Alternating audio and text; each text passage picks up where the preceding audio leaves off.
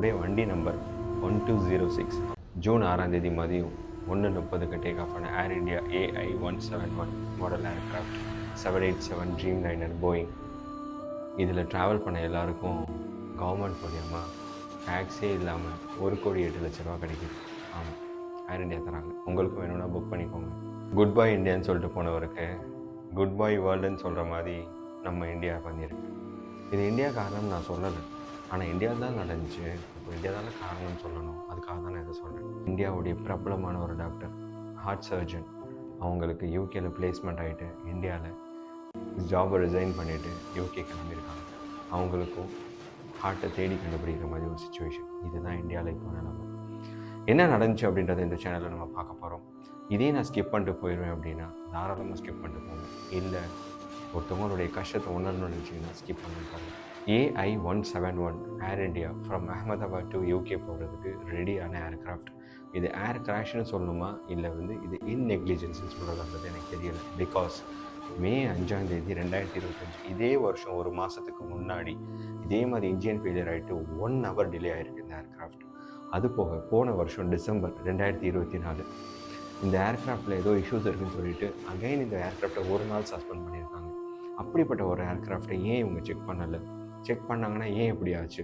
In case ஒரு aircraft engineer check பண்ணார் அப்படின்னா அது எப்படி ஒரு 15 minutes கூட அந்த இது தாங்காமல் போச்சு?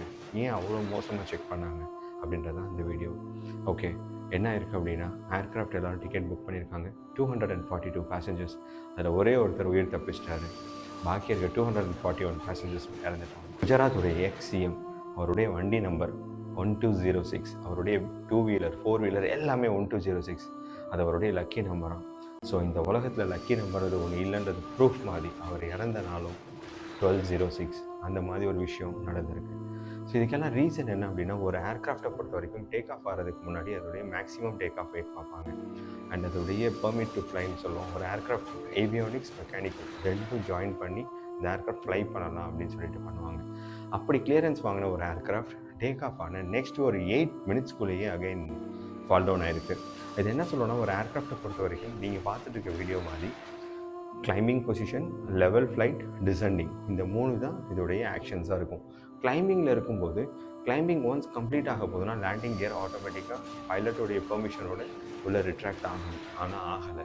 இது ஏன் பண்ணலை? பைலட் பண்ணலையா இல்லை பைலட் பண்ணியும் ஆகலையான்றது பிளாக் பாக்ஸ் பண்ணால் தான் கிடைக்கும். பிளாக் பாக்ஸ் கிடச்சி 2 நாள் ஆயிடுச்சு. 48 hours மேலே ஆயிடுச்சு. இது வரைக்கும் எந்த ரிப்போர்ட்டும் வெளியே ரிலீஸ் பண்ணாமல் இருக்காங்க. அந்த உயிர் தப்பிச்சு வந்த ஒருத்தவர் அவர் என்ன சொல்கிறார் அப்படின்னா, நான் எப்படி இங்கே வந்தேன்னு எனக்கு தெரியலை, எமர்ஜென்சி எக்ஸிட் ஓப்பன் பண்ணேன் அப்படின்ட்டு.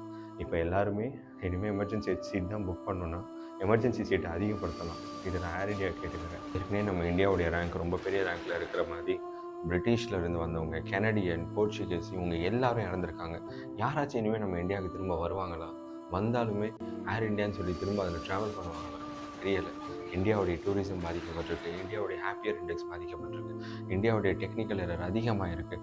இது எல்லாம் ஒரே ஒரு சின்ன எரர்னால் நடந்திருக்கு. அந்த எரர் என்னன்றது என்ன கேட்டால் ஒரு ஏவியேஷன் பேக்ரவுண்ட்லேருந்து சொல்லணும் அப்படின்னா கண்டிப்பாக அது டெக்னிக்கல் எரர் தான் சொல்ல வேண்டாம். பிகாஸ் அன்றைக்கி மார்னிங் வரைக்கும் அகமதாபாத்தில் ஒரு பேசஞ்சர் ட்விட்டரில் டேக் பண்ணியிருக்காரு, இதில் ஏர் கண்டிஷன் ஒர்க் ஆகலை, கேலி எக்யூப்மெண்ட்ஸ் ஒர்க் ஆகலை. கேலி எக்யூப்மெண்ட்ஸ் அப்படின்னா என்னென்னா ஸ்க்ரீன், அந்த என்டர்டைன்மெண்ட் எக்யூப்மெண்ட்ஸ்.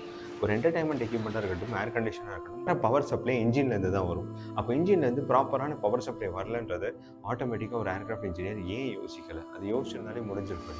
+2ல் நல்ல மார்க் எடுத்துகிட்டு நீட் எக்ஸாம் பாஸ் பண்ணி படாத பாடுபட்டு பல இன்ஸ்டியூஷன்ஸ்க்கு லட்சக்கணக்காக கொடுத்துட்டு ஒரு மெடிக்கல் கோர்ஸ் ஜாயின் பண்ணி மதியம் லஞ்சுக்கு வந்து ஸ்டூடெண்ட்ஸ் என்ன பாவம் பண்ணாங்க?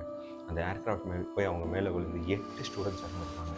ஸோ இவ்வளோ பெரிய நீட் எக்ஸாம் பாஸ் பண்ண தெரிஞ்சவங்களுக்கு இந்த ஏவியேஷனில் இருக்கிற சின்ன எரர்னால அவங்க ஃபேமிலிக்கு யார் ஆன்சர் கொடுக்க போகிறான்றது தெரியலை. இந்த எரர் எல்லாம் சரி பண்ணுறதுக்கு என்ன தான் சொல்யூஷன் அப்படின்னா ஒரே ஒரு சொல்யூஷன் தான் இருக்குது. இதுக்கு சொல்யூஷனே கொடுக்கக்கூடாது. எப்படி 1 கோடி ரூபா கொடுத்து சொல்யூஷன் கொடுத்து முடிக்கிறாங்களோ அப்படி பண்ணாமல் அந்த கம்பெனியை டோட்டலாக சஸ்பெண்ட் பண்ணணும். அதில் இருக்கிற இந்த டீம் மெம்பர்ஸ்க்கு ப்ராப்பரான இன்வெஸ்டிகேஷன் வச்சு இந்த பப்ளிக் முன்னாடி கொண்டு வந்து நிப்பாட்டணும். பிகாஸ் அவங்க இன்சல்ட் பண்ணது வெறும் 242 லைஃப்ஸ் மட்டும் கிடையாது, ஒரு கண்ட்ரியுடைய டோட்டல் ரெஸ்பெக்டே ஸ்பாயில் பண்ணிட்டாங்க. இன்றைக்கி நம்மளுடைய பிரதமராக இருக்கட்டும், முதலமைச்சராக இருக்கு என்னமோ பண்ணி நம்ம நாட்டை முன்னேற்றணும்னு சொல்லிட்டு போராடுறாங்க. எந்த ஒரு கட்சியை பற்றி நான் பேசலை. எல்லா பொலிட்டிஷியன்ஸும் அவங்களால முடிஞ்சது அவங்களும் டெவலப் ஆகணுன்றதுக்காக கொஞ்சம் கொஞ்சம் பண்ணுறாங்க.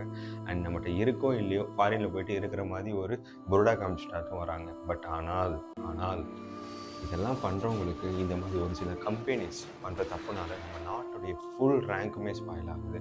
இதை இமிடியேட்டாக ஆக்ஷன் எடுக்கணும். இதை பார்க்குற வியூவர்ஸ் நீங்கள் நெக்ஸ்ட்டு டிக்கெட் புக் பண்ணும்போது தயவு செஞ்சு அதில் எங்கே எக்கனாமிக் கிடைக்கிது, எங்கே சீப்பாக இருக்குலாம் பார்க்காம ப்ராப்பரான லக்ஸுரியான ஒரு ஏர்லைன்ஸை புக் பண்ணிப்போங்க. Much love.